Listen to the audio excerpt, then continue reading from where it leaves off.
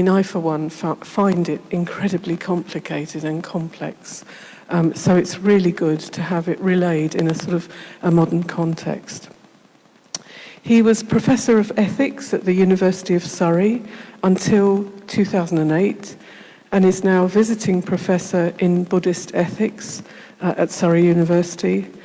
And if you look at the website, you'll see that he has a wealth of experience from working in the UK to extensively working overseas in Africa.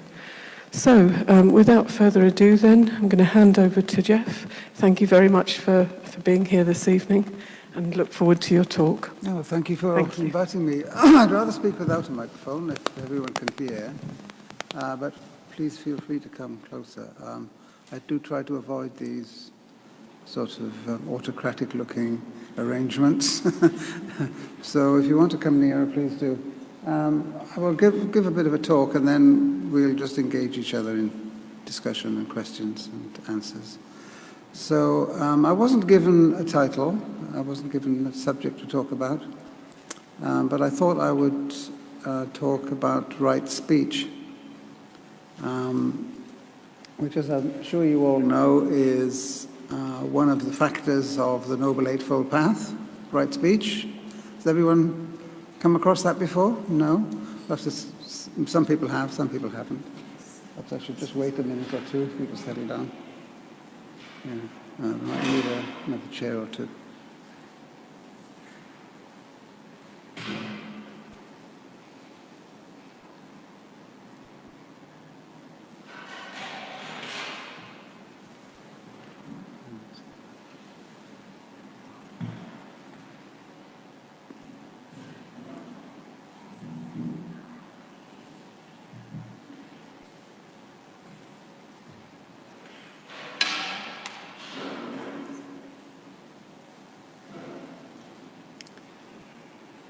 Right.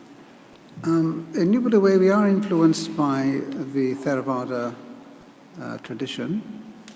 However, the word new there just means that we are trying to bring Buddhism to the local population. We are here in England, as you probably noticed. We're not in Thailand or Sri Lanka at the moment, beautiful as they are. So our job is to make it accessible in the English language in simple ways with our own ways of thinking, make it accessible. It's easy enough in some ways to bring people into Buddhism that are from Sri Lanka or Thailand or Cambodia or somewhere. What is difficult is introducing it to people with a Western outlook, because some of it doesn't really fit with our ways of thinking. So the only thing that's new about what we're doing is that we're just doing our very best to make it accessible to ordinary people wherever they're from, but in the setting that we happen to live in. So I wasn't sure where to start, but I think a good place to start is right speech. As you know, the Buddhist teaching has been put into some simple formulae like the Four Noble Truths, the Noble Eightfold Path, the Three Refuges, etc. This is quite a good way of just remembering what the Buddha taught, but it doesn't really help us a lot unless we're able to think for ourselves and understand the meaning of these things and how we put them into practice in our real lives every day. It's not a matter of just coming to a temple and meditating for a while or chanting for a while. These are good things and we should do them, and I do them. However, the important thing is understanding and the transformation of your understanding.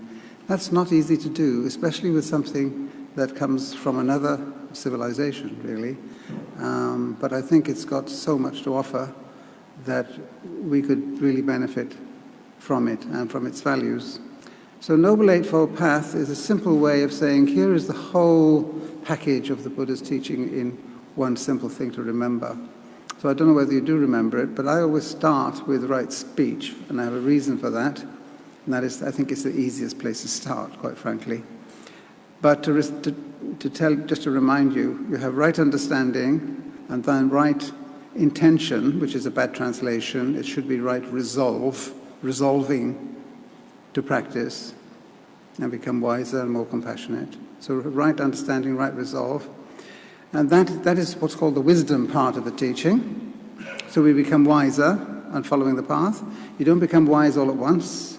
You become wise through bhavana, which is cultivation of the teaching. So you're changing your outlook little by little, and you have to make the effort to do that in all walks of life. Right understanding, right resolve. Then the ethical part, which is in 3 parts. That's right speech, right action, right livelihood. So there's the wisdom part, right understanding, right intention or resolve.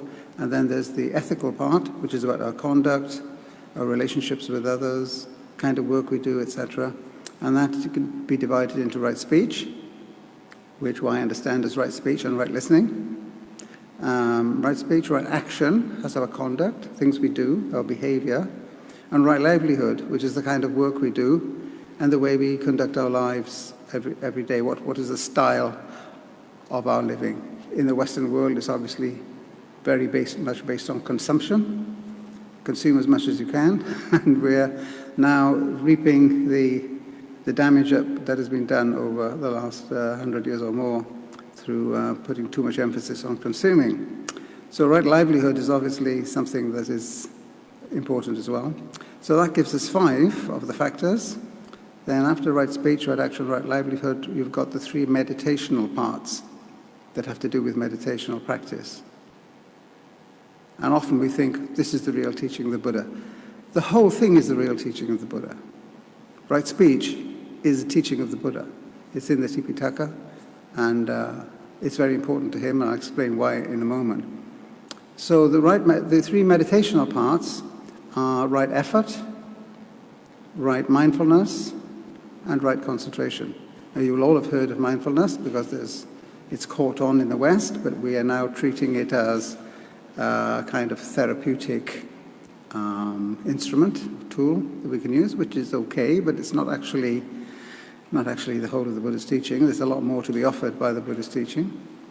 So we've got right effort, which is a mental effort. It's not so much a physical effort as the effort of trying to control one's mind in a gentle, compassionate way to encourage fruitful states of mind and discourage or undermine damaging, harmful states of mind. That's effort. That requires effort.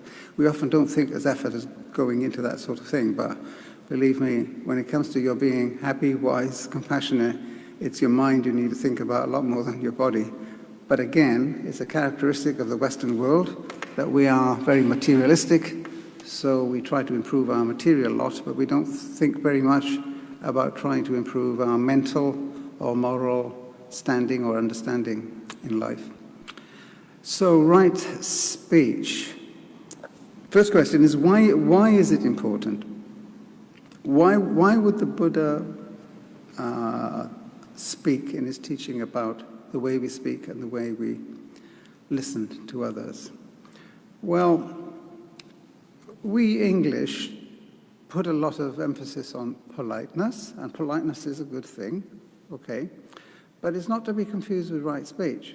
You know, be polite, but right speech is much deeper than questions about politeness, although he's not saying you shouldn't be polite. Also, it doesn't stand alone. Nothing in the Buddha's teaching stands alone. It's always connected with other parts of the teaching. So this evening I'd like to say something about how it's connected with mindfulness. So right mindfulness, which by the way implies that there is a wrong mindfulness, which is worth noting, right speech and right mindfulness are connected. When we do that, when we connect them in the minds, we can see why it's important. Because we need to think about mindful speaking and mindful listening. And it's not just speaking either, it's communication generally. So we communicate through our body language, for example, whether you have a smile on your face or not. But body language, emails. These days we got tweets or Twitters or whatever they are. All these ways of communicating, all of them raise questions of mindfulness, of speaking and listening.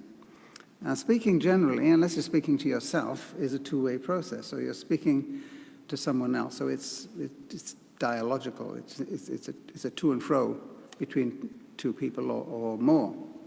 So we can't discount the issue of listening and mindful listening. Now, if we're going to talk in that way, I think the first thing to do is to look more carefully at what the Buddha actually says about right speech and what aspects of right speech are there. So I've made a little list, and I'll give you a piece of paper to carry home to think about it, where he mentions in one sutta 5 aspects of right speech, things to pay attention to. It isn't meant to be comprehensive, but it does tell us, it does remind us, how diverse and multifaceted our communication is. It should be obvious to all of us that we can do a lot of good, a lot of help to others through the way we speak, and by listening to what they're saying. We can also do a lot of damage and a lot of harm, sometimes even with one word, or saying something in a harsh way. Okay?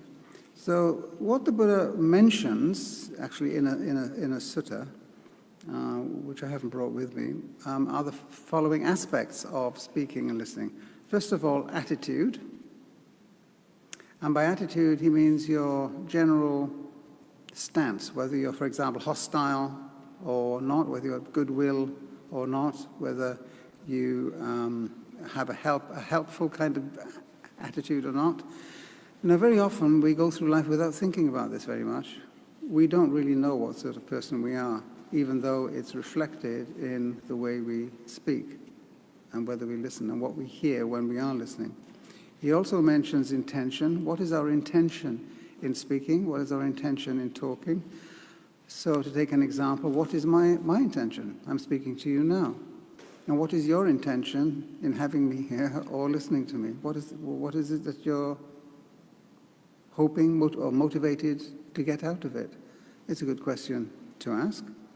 And as always, the Buddha distinguishes between things which are harmful and things which are beneficial. So with attitude, there would be goodwill or hostile bad will. With intention, there's helpful intention. So I would hope what I'm doing now has a helpful intention to it. I wouldn't come here for any other reason than to be helpful. But then how do you as listeners help? Well, first of all, by listening intently, because that's making it my worthwhile. But then perhaps thinking of some questions or some examples from your own life. That would also help, because this is not about me. I wouldn't be a good teacher at all of the Dhamma if it were about me. It's about the people I'm speaking to, which is you, right? But I can also learn from you, so we're all learning together. Okay, then third thing he mentions is truth, which is pretty obvious, that one should speak truthfully about things. But it's a bit more complicated the more we go into it, which I'll mention when we come to it. That is true as opposed to false speech. Telling lies is an obvious one, but there are many more subtle things we do which are deceiving or manipulative, which would count as false speech or wrong speech. Now, the manner in which you speak is another thing that he explicitly mentions. So I could say quite a lot of nice things today, but I could say it in a very harsh way, getting angry, being sarcastic, raising my voice. That's harsh. So I should speak in a gentle, kindly way, engaging you as individuals. So a gentle manner as opposed to a harsh one. Occasionally, I think that if you read the suttas, you see the Buddha himself got a bit irritated on occasion, but especially when he was misunderstood or willfully misunderstood by certain people. But the record shows that on the whole, he was a very gentle and a very patient person. He didn't mind how many times he had to explain something. and he would explain things in different ways according to the understanding of the person that he was talking to. And he also mentions timeliness, which is really a matter of saying the right thing at the right time. Now, you could say the right thing, but at the wrong time. Now, perhaps you can think of an example on what. We'll just go back through this. Right? What would be an example of maybe saying something that's true, but it's spoilt by the harshness of it or by the fact that it's not at a good time? Or it could even be deliberately said at the wrong time. You can hurt somebody with the truth. Think about that. You know, we don't just hurt people with lies. Actually, it may be occasionally we protect somebody with what we call a white lie. So there's a lot to think about when it comes to right speech. So first of all, let me just hand out these pieces of paper. There are about 30 that I made for you. So it should go around. If you just help me to hand those out to other people.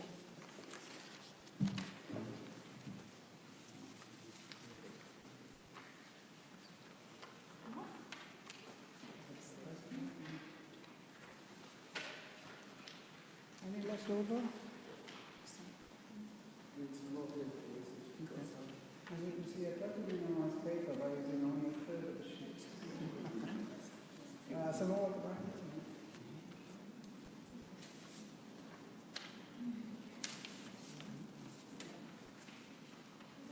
Yep. If they're useful to you, you can keep them for the time. You got one more? Anybody else in the room? Right. So these are the 5 aspects that are taught by the Buddha, but of course it doesn't mean that they are the only aspects. These aspects that happen to be mentioned in the sutta, but it gives us a way of thinking about the mindfulness of what we're doing when we are speaking.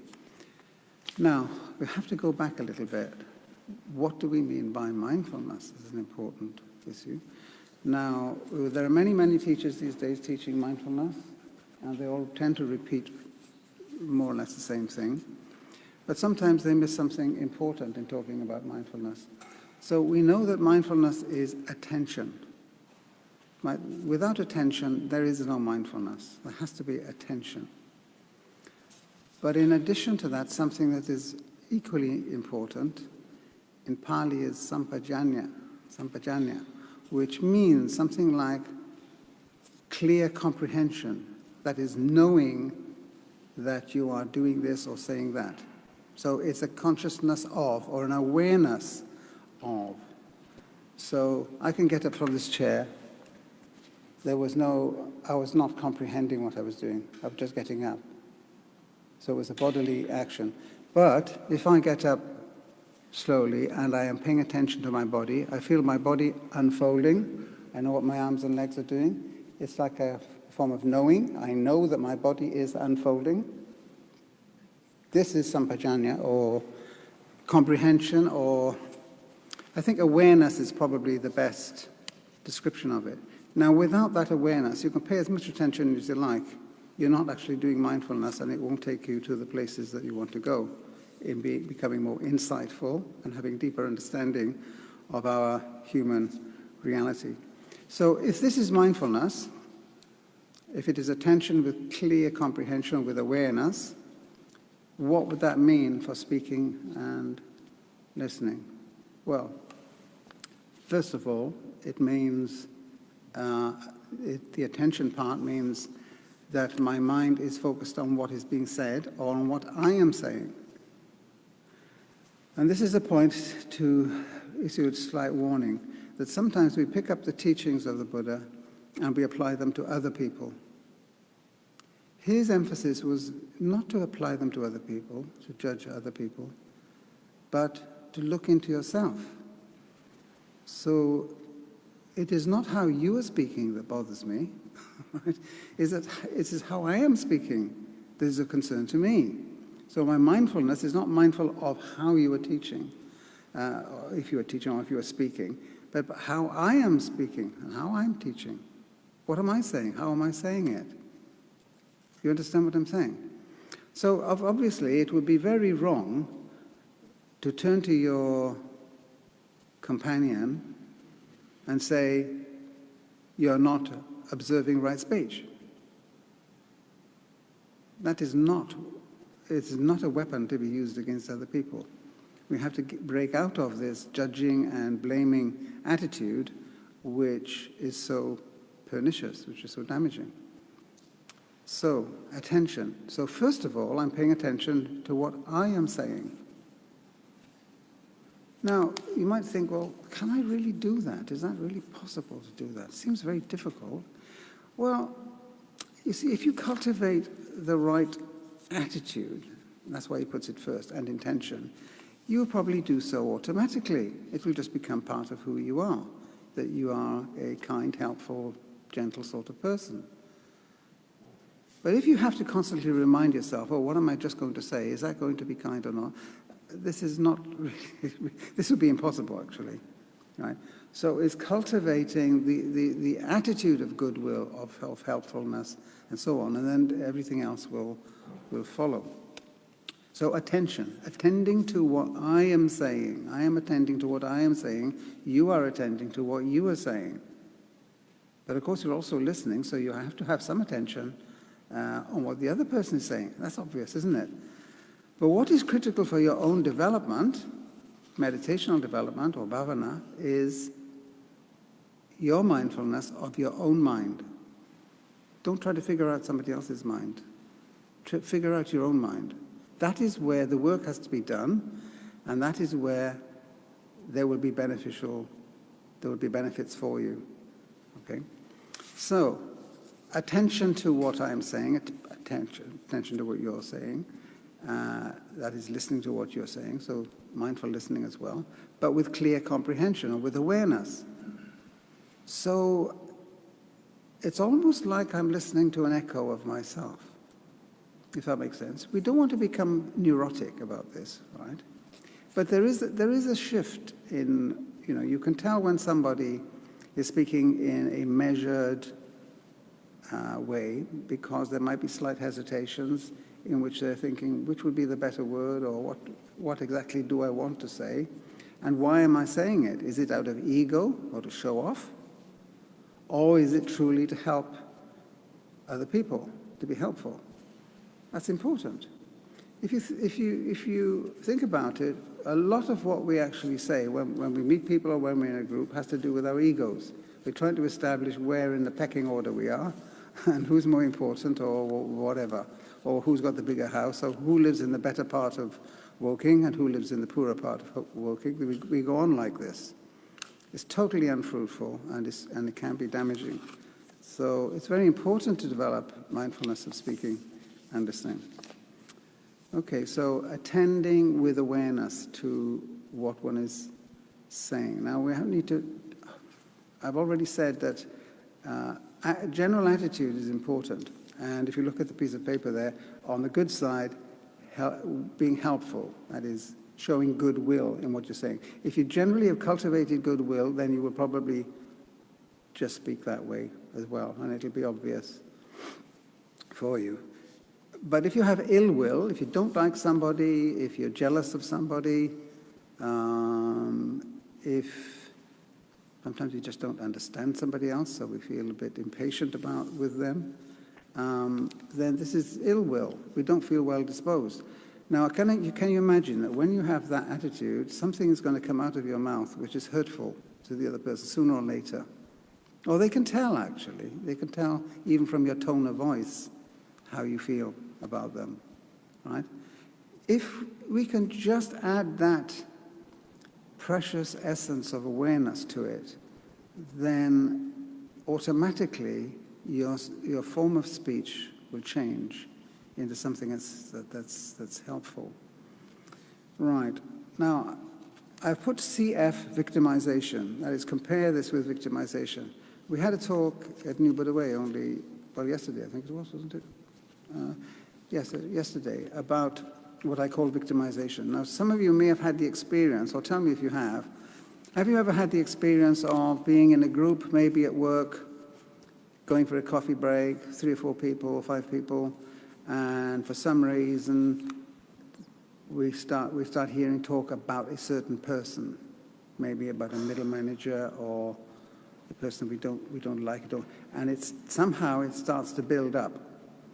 Why does this happen? Why do we start a kind of negative in-group in which we are describing another person in unfavorable ways? Why or how does that happen, do you think? I'm asking you a question now.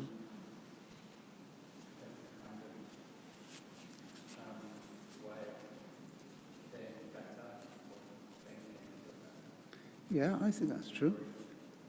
It's a way of telling yourself that you're better than at least one other person. Is that right? What else could it be? Yeah, it's a kind of comfort or security, sense of security that you're with the in-group. Because once we establish that this is the in-group, that means the rest are the out-group.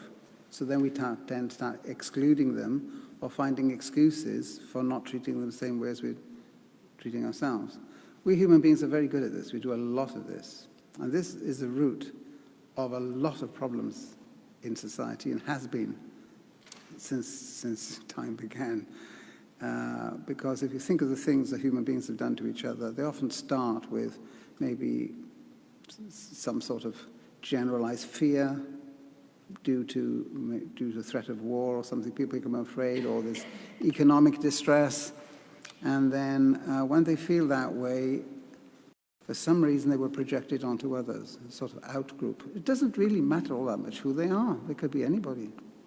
Could be Muslims, could be Jews, could be black people, could be brown people, could be yellow people.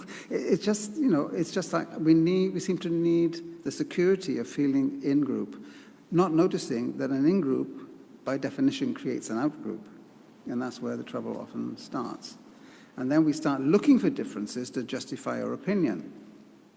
So if someone starts talking about people from Africa, before you know what, we are trying to remember an occasion which somebody from Africa was unpleasant towards me, because then I use that as evidence. Oh, yeah, I remember so-and-so talked to me in that way, and all those Africans are like that. You start talking in this way. You see what I mean? This is a very damaging, pernicious way that a mind works. Believe me, for you as an individual, it's not lifting you up, it's dragging you down. And also, it's dragging society down. And it can result in pretty catastrophic behavior on our part. And if you're really going to watch the news now to see it starting to happen again, largely because of economic insecurity and people withdrawing into their little fortress. Anyway, we don't want to talk about politics, but you see, the fact is that when you understand the Buddha's teaching, which is about human nature, you see it everywhere. You see it in society, you see it in work, you see it in the family, you see it with your neighbors, you see everywhere our nature. But to see it clearly, we have to stop blaming others and look into ourselves, because that is where you actually have a direct experience of how your mind is working. When I'm starting to feel irritated, I know I am feeling irritated. When I'm feeling helpfulness towards somebody, then I know that I'm feeling helpful. I can see the difference. The helpfulness is buoying me up, whereas the irritation, I'm suffering the irritation. While I'm trying to throw it at somebody else, I don't notice that I am the one suffering the irritation, which is strange when you think about it. But you see, if you don't look into yourself, if you don't develop the awareness, then you wouldn't notice that every time you're irritated, you are suffering the irritation. Where does that suffering come from? Where does that irritation come from?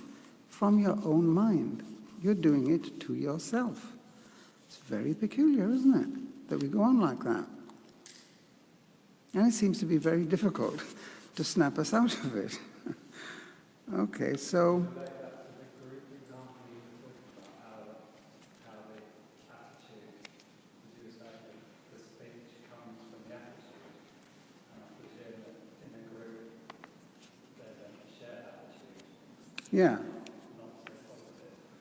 Yeah, and like you said, there's the attitude of a need for belonging. So if everyone's telling to gang up on one person, then I don't want to be left out of that, because I'm afraid of being excluded as well, so I'd rather be in. So I've got to think of something negative to say about that person to join the club, as it were. And then I feel a bit more secure. But of course, when you think of that, we're all doing this quite a bit, then it's actually very damaging to each one of us and to society at large. Would you agree with that? Yeah, and I can say that how it's creating that division that's part of the problem. Yeah. See, all these divisions, people think they're outside, that they're sort of objective divisions. But they're not. They're creations of our own mind. You don't think that they go through we go through a deep-seated biology, which is all around pack mentality and survival, something much deeper than what we know about. It's just infinite. Yes, as long as you don't draw the conclusion that therefore we cannot change ourselves. Yes. Because we can change ourselves, and we have changed ourselves, and we can go on changing ourselves. So although it's true as an explanation that we may have got here because of historical or biological factors, it does not follow that therefore we cannot move on from there. That's the only thing I would beware of, by giving explanations. It's an interesting point, maybe a bit too theoretical, but the Buddha's not interested in explaining things. He's interested in suffering and the end of our suffering. So he wants us to look into ourselves to understand the sources of it, which is right there in your mind. So if that's an explanation, okay. But he's not interested in sort of biological, psychological, physiological, historical explanations. You find very little of that in his teachings, because it's of no interest to him. Because it's not that it's wrong, it's that it's not relevant to what he's trying to do. So that's quite an important point to remember, I think. Okay, intention. Intention or cetana is always very important in the book, because that's one of the sort of guiding lights of his thinking, is to ask, well, what is the intention here? The difference between a bad action and a good one can sometimes be intention. So if I stamp on a spider that runs across the floor, then my intention, that what was in my mind, was a negative feeling of fear or hatred towards that insect, and then killing it, right? But if, on the other hand, I was getting up to talk to you and I accidentally step on the spider, does that mean that was a wrong or bad, harmful thought or action on my part? Well, no, not really. I should not be negligent. I should take care. But the one difference between Buddhists and Jains is that Jains didn't really make that distinction. If you trod on a spider, then it was wrong. So they would wear masks to keep out the insects. They would brush the path ahead of them to make sure there were no insects on it. So it's quite extreme. This is not really the Buddhist position. The Buddhist position is based on intention. What is your intention? Now, when an insect comes into your house, I hope the intention is, well, hello, very nice of you to call on me, but perhaps you'd be happier outside. So put it on a piece of paper or whatever and leave it outside. See, when you do these little things, you might think, that's not important. I don't create an attitude by doing these little things, but I do. All these little things that I may or may not do are adding up to my attitude to life and to all living things and how I live my life. And how, we can either enjoy society or we can destroy it. We've got the power to do either. I don't want to give a sermon on this, but I think you may agree that there is no more destructive animal on this planet than the human being, when you think the things that have been done over the centuries. Other animals kill, but it's to eat, not out of hatred. We do these things out of hatred. And how is that possible?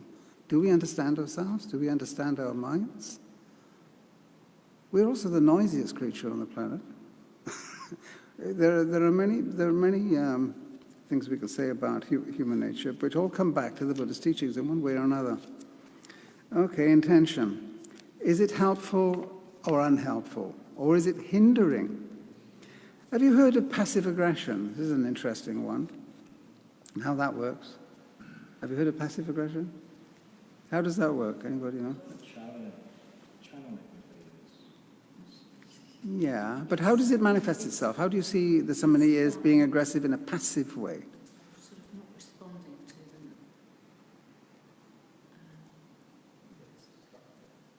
Yeah, it could be by just being obstructive, but in a way that you can't criticize them. Almost going out of your way to be awkward. Yeah, but not in an obvious way. That's the important thing, you see. So I will hinder you, but if you dare to say you're hindering me, then I can say, no, you're just seeing things, you're imagining things, you know. That's passive aggression, which is quite a lot of that going on. Now, you will know whether you're being passively aggressive, because we do it sometimes with our own family. You know, we don't want to shout at them or something, so we apply a bit of passive aggression to try and stop them doing, but they will probably notice, and it could start a quarrel. So, yeah, go on. So the ability to persuade and influence people is a key part in my life. Right. Provided the intention is good, is it justified to use psychological techniques? Give you examples, the use of body language, use of silence, use of adapting your speech to personality type. So there's a lot of things going on with that. Mm-hmm. In order to influence and in order to persuade someone, On a small scale, we're all doing this all the time with each other, in quite harmless or unintended sorts of ways. It's just generally a part of communication. But when it becomes systematic and becomes an object of scientific research, if you like, then big questions start to be asked about what the intentions are and what the outcomes will be. So the big question to ask is, what do you mean by good? You know, so doing this for good. But good is one of those words that can have a kind of a neutral sense or can have a moral sense. So if I say this is a good screwdriver, I'm not passing any moral judgment on it. It just happens to be one that fits the job that I'm doing, because it's a good screwdriver, right? Same with the word right. That this is the right screwdriver for the job. I'm using the word right, but I'm not talking about justice. Am I? Now, we shouldn't confuse these two things, but when I say, you know, this is a good person, right, or this isn't right, he should have been arrested, or whatever, I'm now talking in the moral sense of those, and I shouldn't confuse those two, because we sometimes use the same word to mean very different things, even opposite things, as in this case.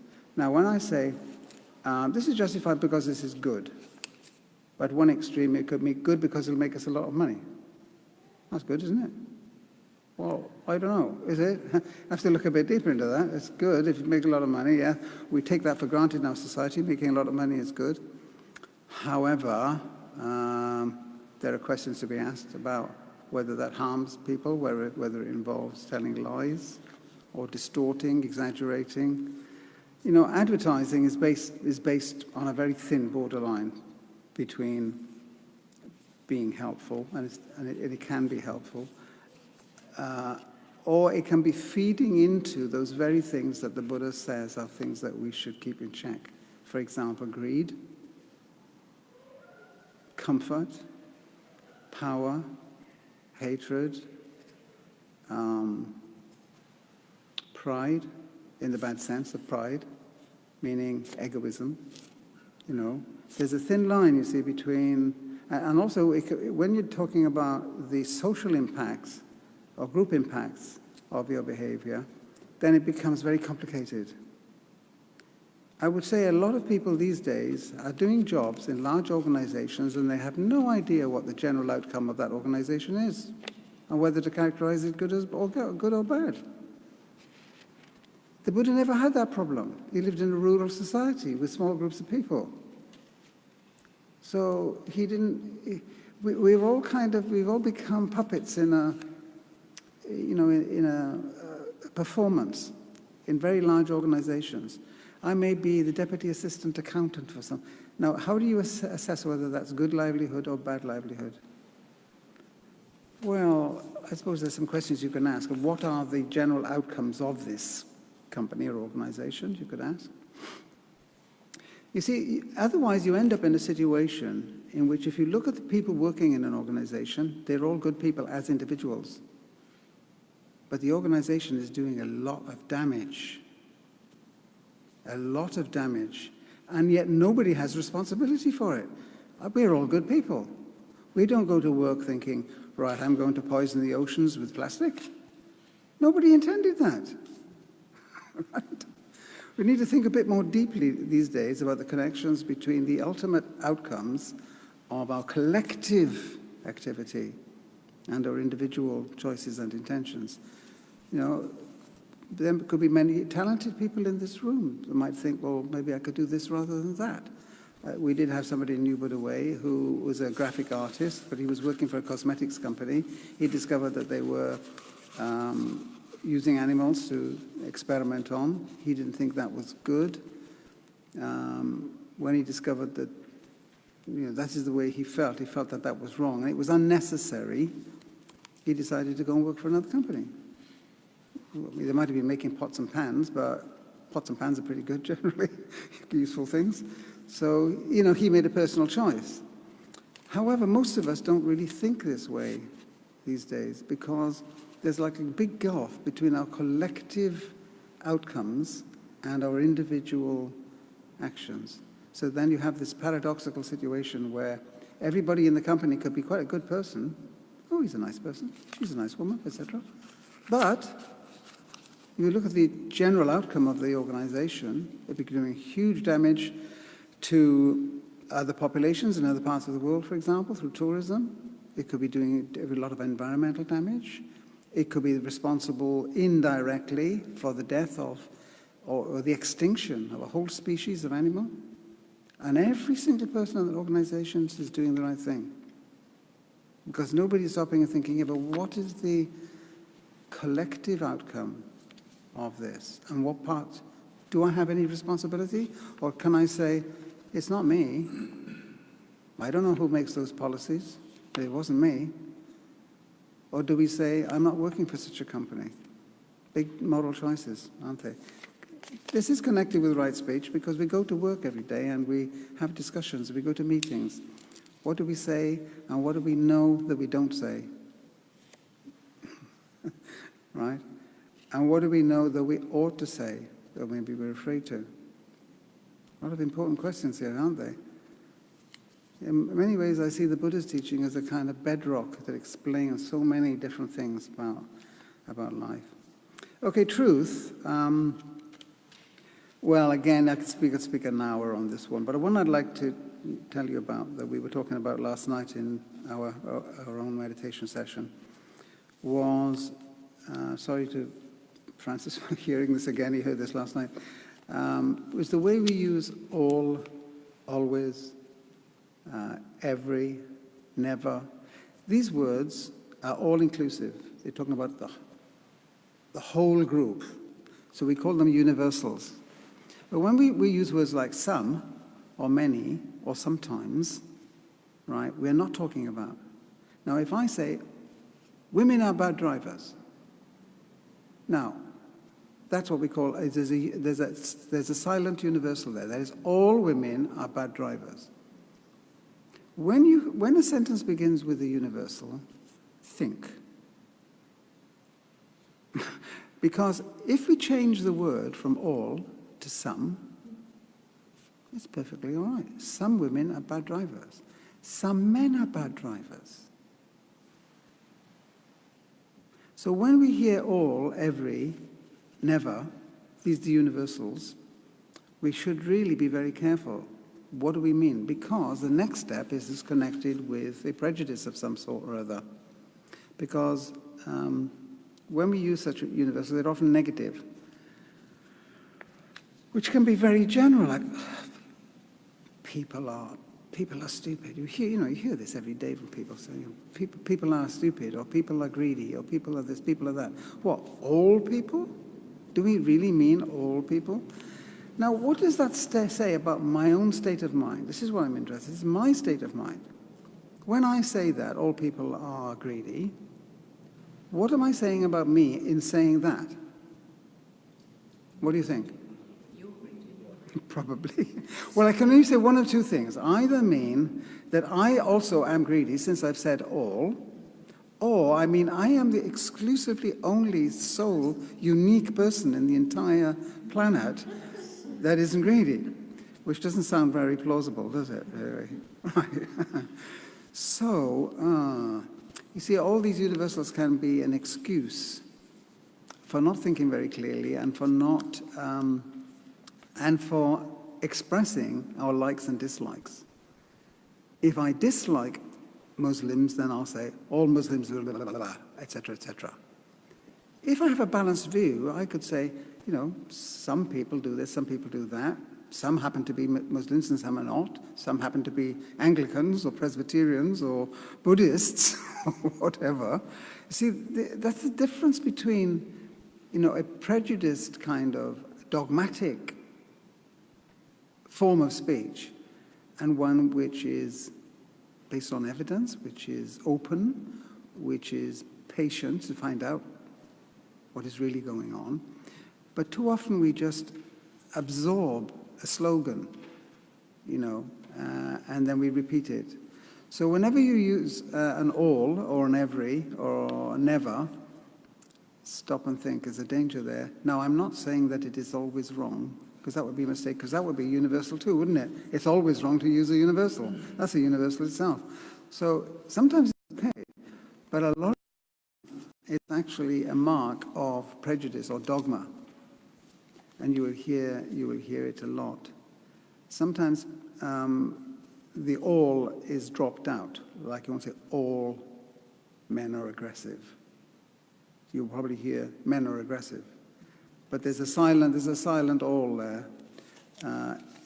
Even if somebody said many men are aggressive, well, it could be true. What do the statistics say? I don't know.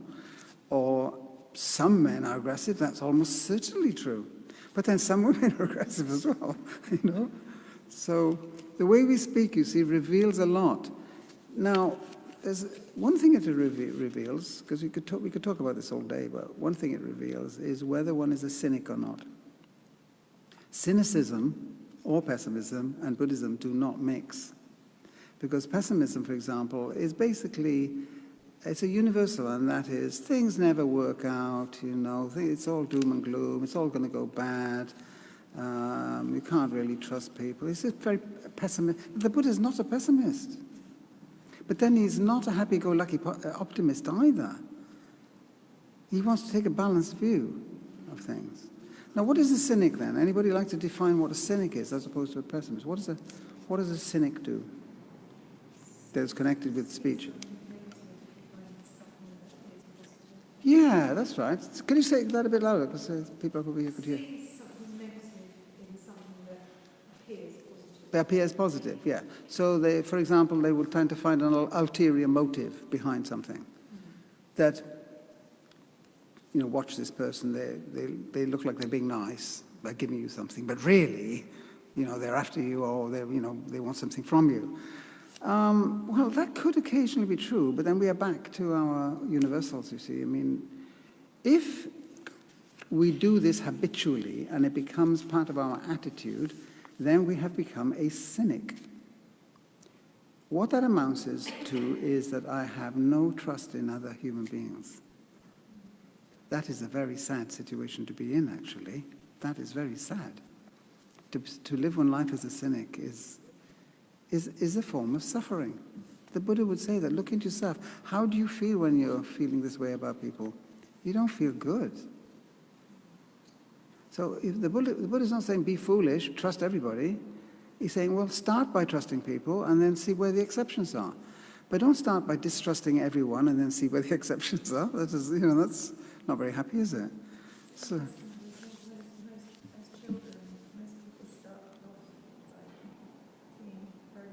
Yeah. And things happen, and then they tend to generalize or universalize from maybe just one or two experiences. Like, you could have a very bad relationship, whether you're male or female, you could have a very bad relationship. Then you come to the conclusion that all people of the opposite sex are horrible. It's not true, actually, but it just maybe just feels like that, and then carry that for the rest of your life. You're actually suffering that the rest of your life. I was going to say, is that why we're urged to look at life with a beginner's mind? Yeah, I think that's partly what it means, is an open mind, an innocent mind, a mind that is not jumping to conclusions, that is a suspended mind. I'm open to possibilities. Well, let's find out, It's an exploring mind, isn't it? It's a really difficult thing to achieve, I think, because when you get a lot of experience and you see the pluses and minuses, you almost sort of preempt that under those conditions, Such and such will happen, yeah. Again. It's really difficult. But what we do, according to psychologists, is that every time the expected happens, we say, there you are, I told you so. But when it's the opposite, we don't really notice it. Or we say, oh, well, that was exceptional circumstances. See what I mean? This is what psychologists call an optimism bias. We tend to think, things are either always going to go well for us.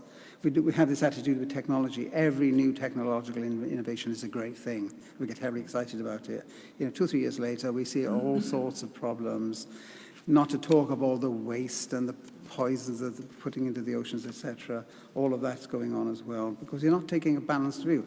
The thing about the Buddha is, one thing that's at the heart of the Buddha's teaching is, striving to take a balanced, open-minded view of things. And that makes Buddhism, at its best at least, quite different from some other religions or spiritualities, which would start with a dogma. The Buddha doesn't like to start with a dogma, because if you notice, the Buddha doesn't say, believe this, have faith in this. He doesn't do that. He starts by giving us an instruction to do something practical, which is through meditation and various techniques, start to understand the workings of your own mind. It's very practical. He didn't say believe anything. That's quite revolutionary, really. It's such a different approach. That's why people often ask me, well, is Buddhism a religion? And I say, oh, well, what I really think is that there's religion, there's no religion, and then there's a Dhamma, because the Dhamma is, in some ways it's a religion, in some ways it's not a religion. But it's its own thing. It just belongs in a different category. Because people often ask me that question, is it a religion or not? No, the Buddha says that's another problem with our way of thinking and our way of speaking. We like to polarize, we like to dualize. That is, it either is or it isn't. The Buddha teaches us that is not how reality is. Reality is constantly changing. It's a process. Even I myself am a process. I'm not an individual, separate, independent thing. Right? So we should really keep that in mind. And keep it in mind in our speaking to stay in a balanced place. How are we doing for time? Is that the time? I can't believe that. Is that really the time? Shall I go on for another few minutes? Do you want to stop or ask some questions? Or shall I try to draw it to a conclusion in the next few minutes? No, okay. Okay. Yeah.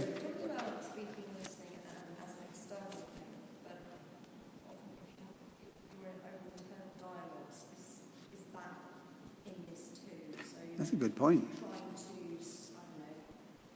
oh, I always park in that parking spot. Yeah. Always have to have no milk in my tea. Or I don't know how you define your... Can you speak to yourself? Yeah, of course you can. And, it can be helpful, which it should be through mindfulness, to be helpful, because we are told not to really judge it, but to observe its nature. And particularly notice whether there's suffering in it or whether it's somehow lifting you up. But not to judge in the sense of a negative or destructive judgment about yourself. That's very damaging, actually, because now you are damaging yourself. So keep an open mind. But if you're being realistic, you will also learn to recognize one's own weaknesses. But not in a damaging way. I always make this silly mistake, I'm useless at that. You hear people doing these things, they didn't really do that. If they said, let's come back to the universals. Instead of, I'm always doing this, it's my weakness. Just say, well, sometimes I do. And sometimes when I remember, I don't. Because that is going to improve you, whereas the other side is just going to pull you down deeper. Because if I start to really believe that I can't ever do this right, you won't. You won't do it right. But if you believe that you'll do it, you will and can do it right, then at least you will get it right more often. It's like somebody who has to jump across a ditch, right? Quite a wide ditch. Now you're going to approach the ditch and say, I can't jump across that. No, I can't jump across that. And somebody's saying, you've got to jump across it. And you say, I can't jump across that. The chances of you falling right in the middle are very high. On the other hand, if you say, I can do it, I really can. Now the cynics here are going to say, you might still fall in. Yes, that's true, but it's not so likely. Now there's a greater chance that at least a higher probability that you will, because your belief does make a difference. And what's in your mind always makes a difference. And therefore, having clear comprehension of what is in your mind and how it's working, but not in a self-destructive way, just observing, like you were a bird watcher or something, you know. I know we go bird watching and some people say, you know, they like the little pretty birds that are full of colors and so on, but then they're not really interested in, say, carrion crows, which eat dead things off the road. But a real bird watcher will say they're all interesting, actually, and they're just doing what they do. That's the way they live. Carrion crows eat carrion or dead roadkill, and other birds eat seeds, just the way it is. So you've got to take the same attitude with your mind. It's just the way, that is just the way it is, and get to know it. It makes such a big difference. You know, it's transforming, actually, over a period of time. Finally, we could talk about manner, but that's ultimately, well, I think we've covered a lot of that. Timeliness. Now, timeliness, what do we mean by this? Anybody guess? Why is timeliness important to right speech? That is, saying the right thing at the right time, as opposed to the wrong time. What could that mean? It has a much bigger impact. It's a leverage. You say it at the right time, it has a much bigger impact. But what is the right time? What do we mean by the right time? We don't mean, because that's going to split into two, isn't it? Harmful and unharmful. Because if what you're saying is take advantage of a person who's in a vulnerable position, now they're going to listen. Sounds a bit manipulative to me, you see. When they're ready to listen, you know that they'll understand and appreciate it. And appreciate it, right. Okay. An example I sometimes give, I probably need to change some of my examples, I'm using the same examples here sometimes, is where somebody is distressed, but they do need to know something. Wouldn't you perhaps, in some circumstances, wait until they were less distressed? What if it's a road accident, they've just lost their wife or husband? You want to tell them, while they're laying in bed, in pain, you want to tell them, well, by the way, your wife's dead? That's not very thoughtful, is it? You'd probably think, well, under these circumstances, we should just wait. It's being sensitive, that's right. So timeliness is quite important. See, actually, we can use that as a weapon as well. We can say what is true at the wrong time deliberately to cause hurt or pain or manipulate, which is obviously not a thing that the Buddha would recommend. So mindfulness. So we've just finished now. Just to connect in your minds, mindfulness and speaking and listening. It's not just about being careful what you say. That's not what right speech is about. It's another form of practicing mindfulness and becoming aware of the connection between your thoughts and attitudes and what you are saying or how you are listening to someone else. There's that awareness. It's like there's a light on at the back of your head that's on, that's switched on. It's not switched off. If the light is switched off, you grope around bumping into things, right? And you can feel your way about. But if the light is on, you can see where everything is. So you don't bump into anything. Okay, I'll stop there unless people have got any comments or... We might like to take some questions because you started late, Jeff. So anybody Right, who's got okay. a question?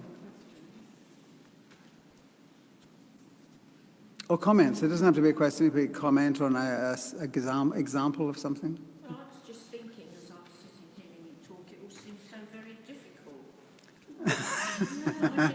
That's because I've thrown it all at you, all at once at you. So. There's so much to have to think about, to take account of, that it seems very stressful. No, I sympathise. You see, remember what was the essential thing, is there's some essential things there to think about, like you can become aware of, let's say, your mood, whether you are, or even your own character.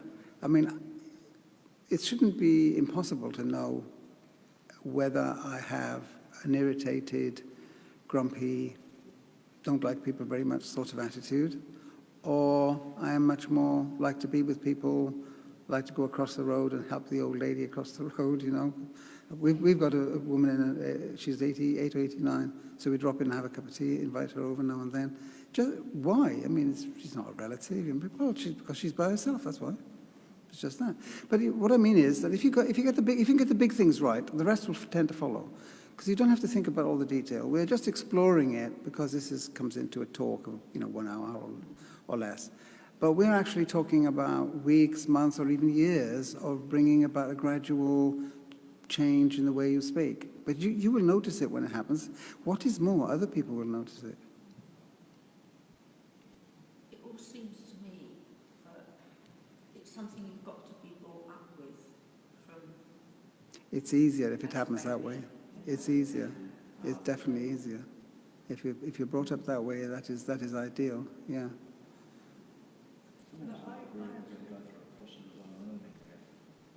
It feels like we're going to go through unlearning. Yeah, unlearning their bad ways. Well, I think that's probably true, but what have you got in mind? No, mine is like, I do try to approach a number of things with good intentions. And I think, because I have been meditating on that for 20 years. I don't always get it right, but as a parent, I think most people as a parent, you would try to do something with the right intentions, but sometimes it just don't turn out that way. Children's minds are much more less complicated than our ones are, but in a lot of ways, simpler is better than complicated.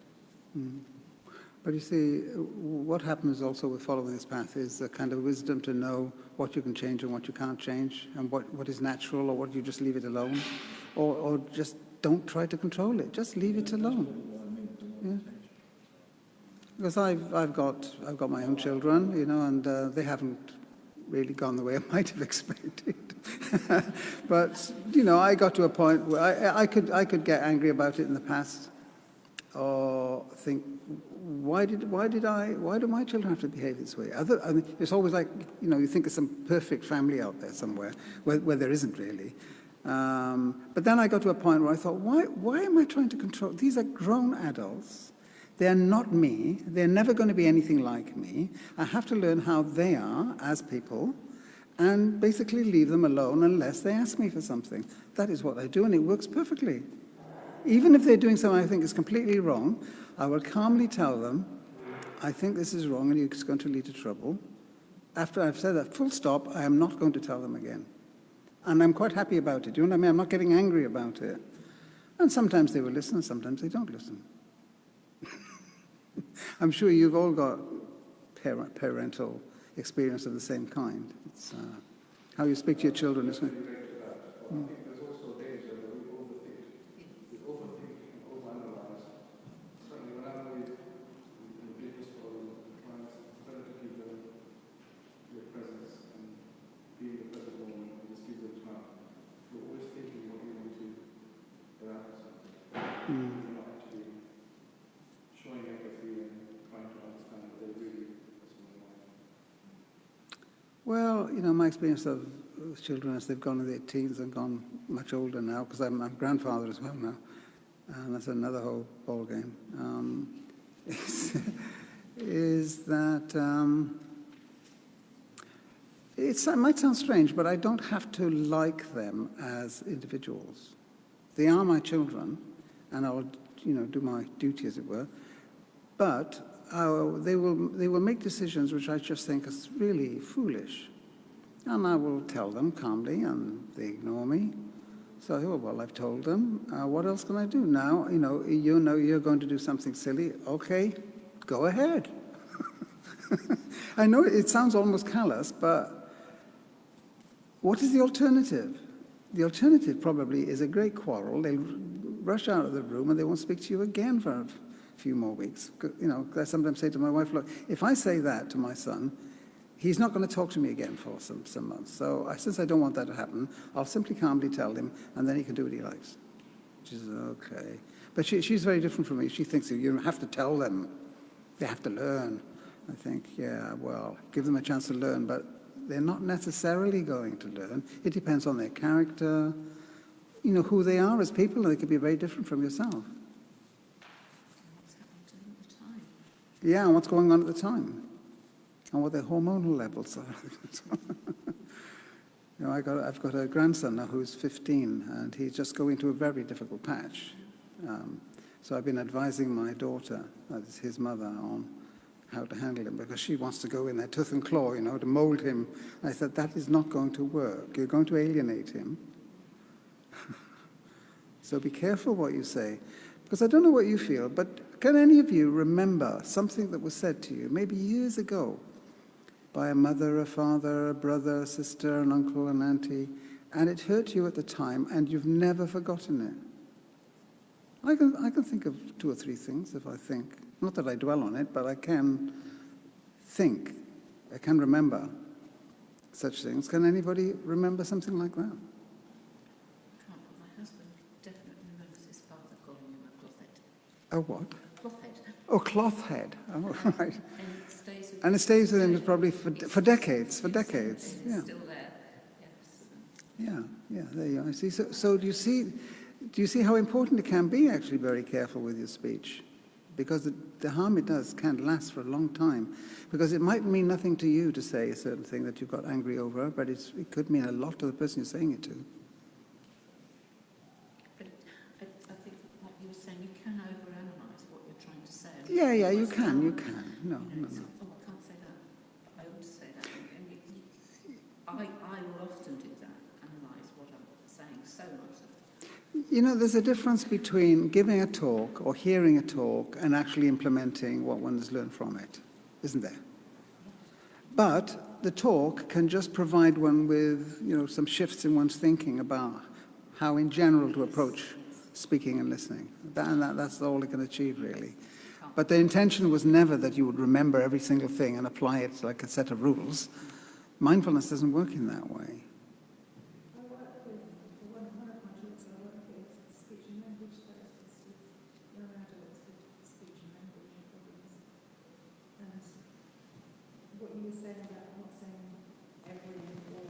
Mm-hmm.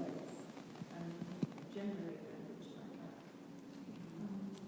We have to be so mindful of how we say things because many of the students are not autistic. Right. They take everything Literally. So, and it's quite interesting having learned that myself, how to watch it working on people just speaking generally. Right. It's helpful just to Yeah. not use.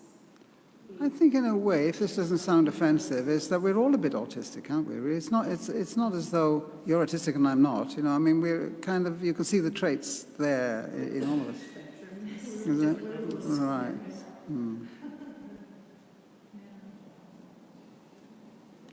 Right, I think that probably plenty of opportunity to talk over tea and coffee. I think it's been a really insightful talk, Jeff. Thank you. The thing that it's taught me is the middle way. I mean, this is my takeaway, is the middle way, because when I look at things, I have too much of a bias. So my bias is either cynical or I don't wish to be naive. So if I have a beginner's mind, then I'm a walkover. I'm not. And so I just have to try and find the middle way each time and bring myself back to that point. And that's a real skill that iterative meditation, you can eventually hope to get to that point. So I'd like to end this by inviting Lumpita Wisak would like to present you a gift, Jeff, on behalf of the temple, for coming here this evening, giving this talk. It's been very informative. Could I just say, yes, sure. not wishing to be rude, if it's an ordinary gift, that's okay, but I can't take money for, as long as it's not money.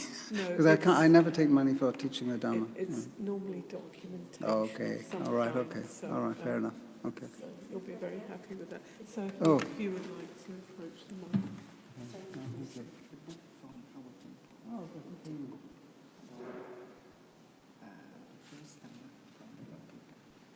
The first Dhamma spoken by the Buddha? Yes. Oh, okay. That's good. That would be very helpful. Thank you very much. Oh, thank you so much. Thank you. Very kind. Okay, so if you could show your appreciation then.